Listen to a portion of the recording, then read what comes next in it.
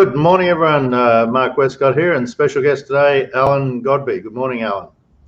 Good morning, Mark. Good to be with you. How are you? I'm great. Allan Godbee, accountant extraordinaire on the Gold Coast here, and Allan, you've got a very successful business right now. But you've been the last 30 years. 30 years or more. You've been plying your trade as a one of the top Gold Coast accountants, haven't you? I have, Mark, and did a stint in Brisbane for about 10 years with a large second-tiered firm by the name of Dewsbury's International, which then sort of merged or got taken over by Deloitte's in '89.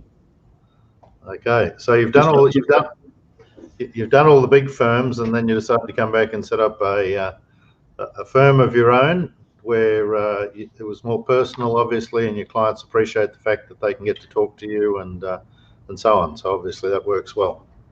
Well, yeah, it does, Mark, and I'll just share with you an option I had back in '89 when I was deciding whether to stay with Dewsbury's or leave, and I had the option to be seconded to one of their large international finance clients, Kleinwort Benson, in New York, or move back to the Gold Coast and join a good regional firm, Cressy Lynch. I took the latter, and to this day I still haven't been in New York. You've never been there, and you're not going to go there anytime soon. No. Anyway. No, that's fine. Now, Allan, I invited you to come and chat on Tea and Scones today because I know you have a great involvement in the local community and so on, and you're involved in politics. You're involved with the.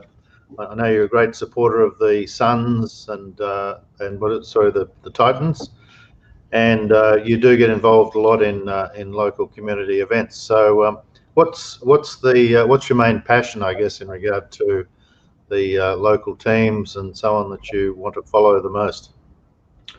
Well, I suppose, Mark, I'm one of these rare individuals that was born and bred on the Gold Coast.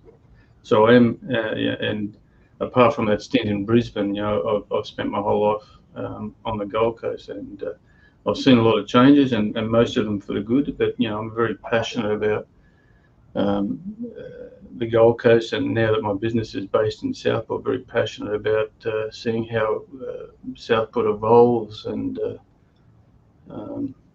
so I'm involved in a few charities. I'm on the board of RACQ Lifelight. Yep. Which is a wonderful organisation, saves a lot of lives. I wear three hats there. I'm on the main board. I'm deputy chair of the foundation, and believe it or not, chairman of the Audit and Risk Management Committee. I find that hard to believe, Allan, that you'd be chairman of an audit committee.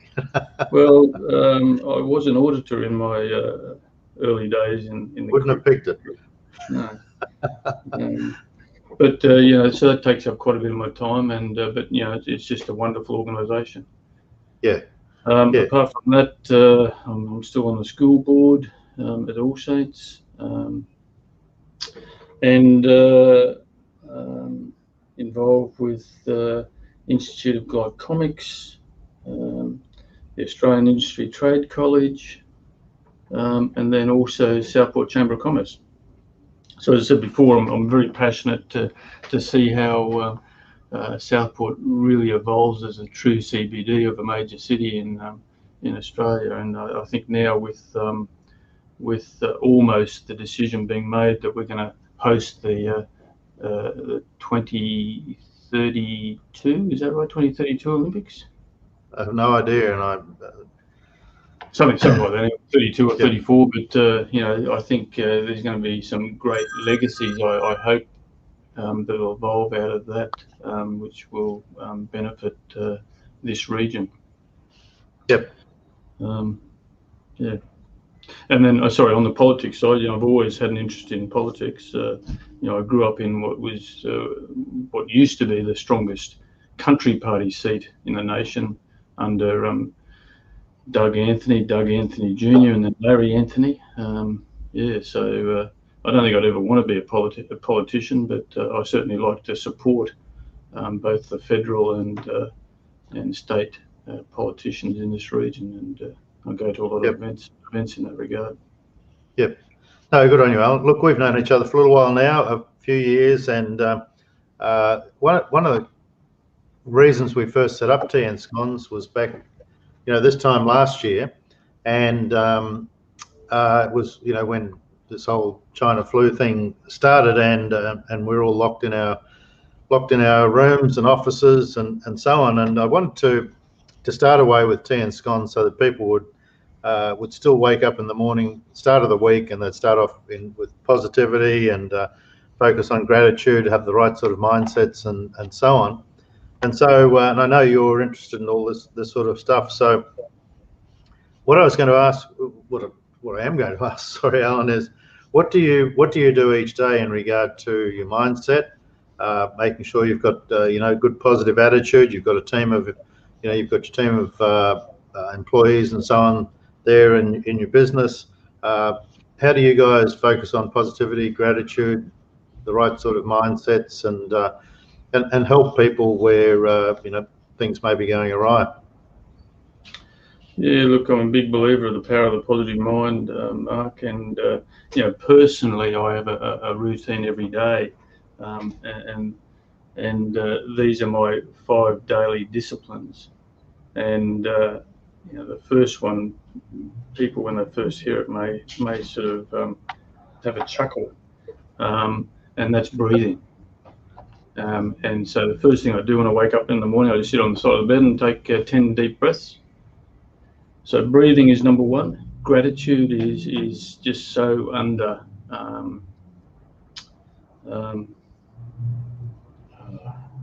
So gratitude, being grateful for something every day. Grateful. Meditation. I think meditation is a very powerful daily routine. Stretching and exercise. My stress relief mechanism is exercise, and particularly I love yoga and Pilates.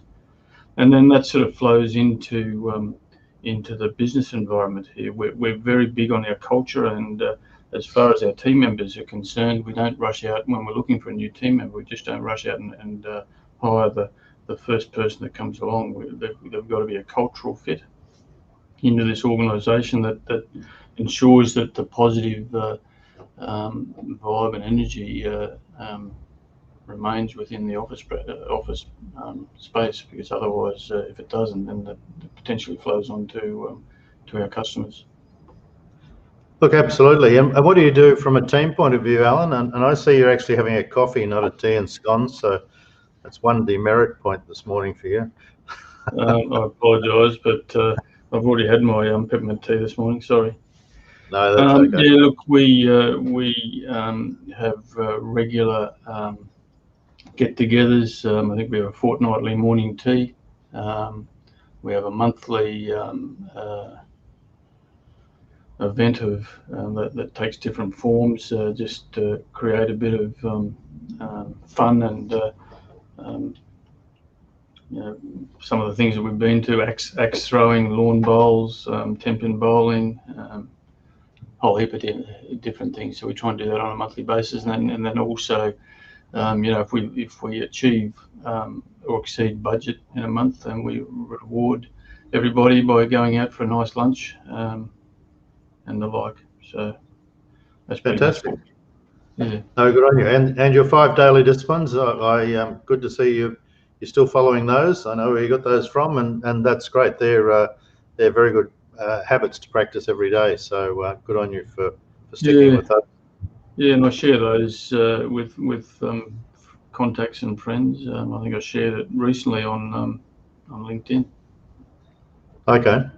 And was meditation something that came easily to you, Alan? I mean, is that something you've done for years and years, or because I'm going to cut in before you give your answer here, because up to a few years ago, I mean, most people, if you said, "Oh, do you meditate?" they'd think you were a hippie, and you're going to sit there cross-legged chanting and smoke dope or something like that. That was kind of in olden days. That was the focus. Sorry, the perception with meditation was something sort of out there a little bit too far. But meditation is becoming a huge part of everyday life for lots and lots of people. And Is it something you've just taken up in the last few years, or is it something you've done for a long time?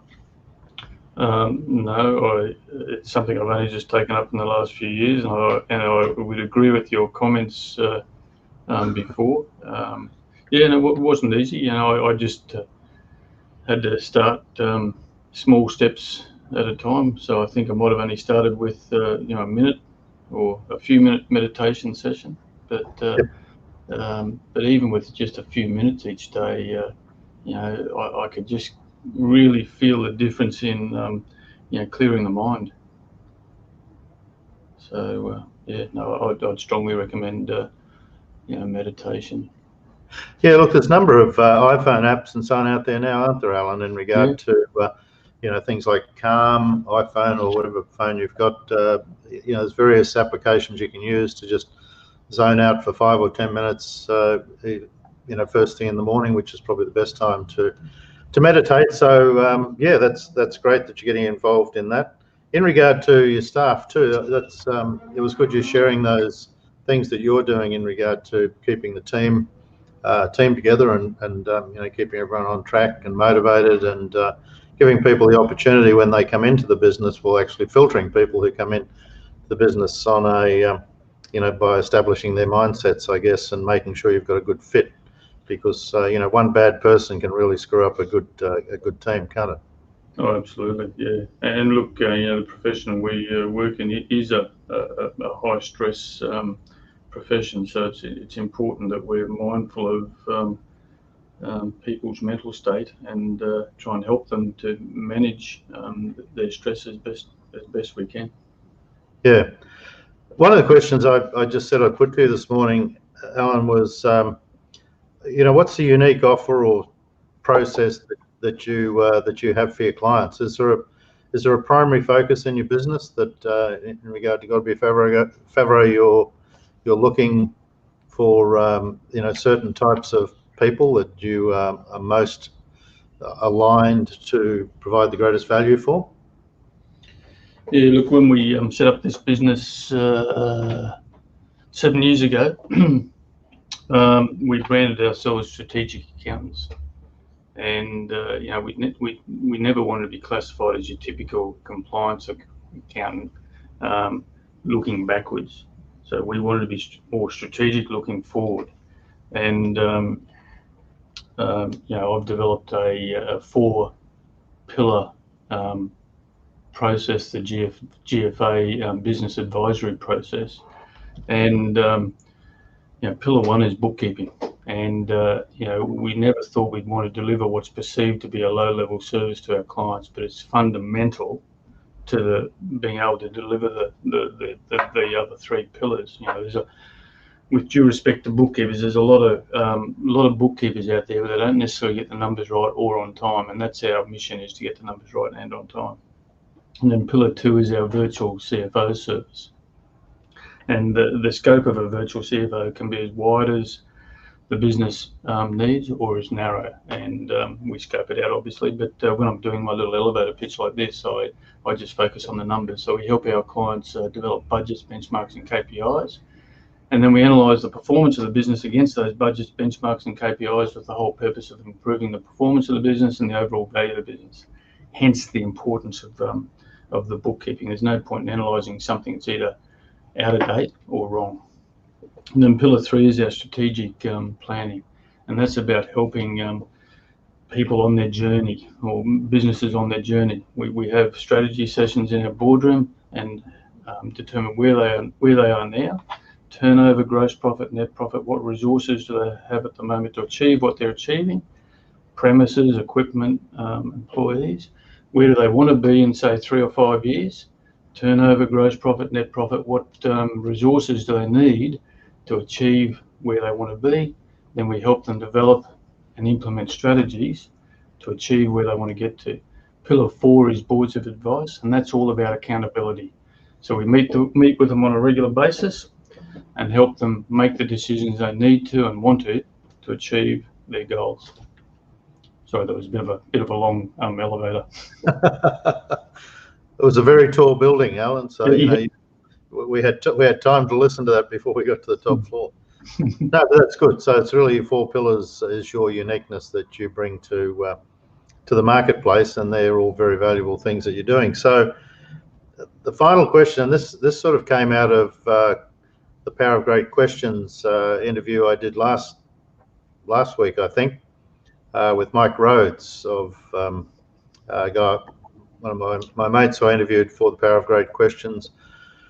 He's got a business called Web Savvy and Agency Savvy, and he's very much involved in Google AdWords and Facebook ads and YouTube ads and all this sort of stuff in regard to how do you best promote your business to reach your target audience. And so when I hear you talking about, Alan, what it is that you want to do, I'm going to ask you his question, which I just think is one of the classic great questions of all time, and that is, how do you become the business which would put you out of business? Yeah, well, I suppose. What do you need to change? Because the world has changed so quickly since this time last year.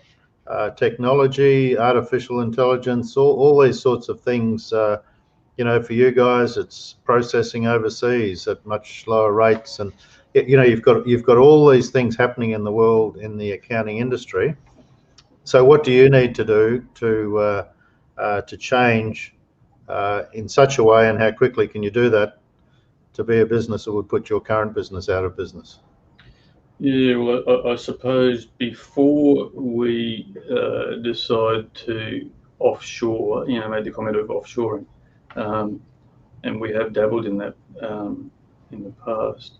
And look, there's generally not a day or week go by that I'm not saying to our clients or my contacts, you got to be doing things as efficiently and cost effectively as possible. Otherwise, you run the risk of losing out to your competitors that are doing it as efficiently and cost effectively. And with automation and digitization, there's a huge opportunity to be able to change the way you've done things in the past, to be able to do things efficiently. The amount of the tech stack that you can rely on is just mind-blowing. So we're in the process of doing that. We've been pretty at the forefront from a tech perspective for a while now, but I still don't think we're doing things as efficiently as we can, and we just engaged a firm in Sydney to come in and do a good review of what tech we've currently got, how we're using it, are we using it as efficiently as possible, and that applies to all businesses, not just ours. So efficiencies is number one, and then making sure you've got the team that allows for succession. And Byron, my manager, he mentioned a really nice thing to me not long ago when we were talking about his career progression, and he said, "Yep. I just want to be a mini you." Me. Yeah. So it's all about developing your team to be able to be trusted advisors. And my strength is my networking and BDM stuff, bringing the work in. But I've got to have a good, efficient team to be able to deliver the services that our clients need. Does that sort of answer your question? Yeah. I guess what we're saying is, what technologies are you going to use? Do you have to change the direction of your business, the way you market your business? It's all very well for you to be the rainmaker, Alan, which I know you are in your business, but if something happened to you, who brings the new clients in for your business? So the question really is, deeper in regard to, how are you utilizing technology? What way are you going to change the way you deliver what you do for your clients? Do you think that there is a trend?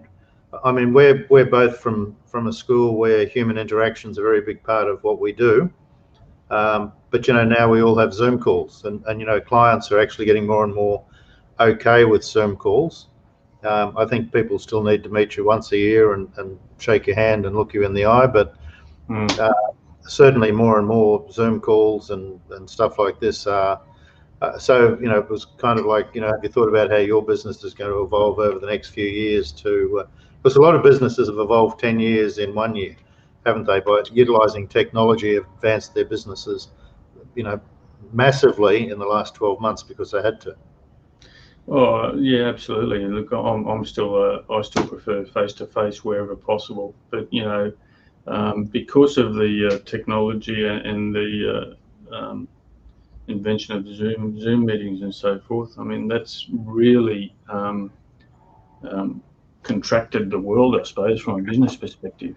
Our client base ranges from Cairns in the north, Melbourne in the south, Perth in the west. And I think soon to be Miami, I think in the US. So when we had our first meeting with this US client, that was by Zoom meeting. So I hope you weren't in your pajamas, Alan. Yeah. Yeah, look, from a marketing perspective, we have never in the 7 years of business spent a lot on marketing. We're very much a referral-based business, and that's either referrals from clients that we've done good work for, other referral partners, and just as a result of my busy networking. Your profile. Yeah. Well, I'm going to put it out there for you, Alan, is that, I would have said exactly the same about my business. And in March last year, I started working out how to do Facebook ads and all those sorts of things.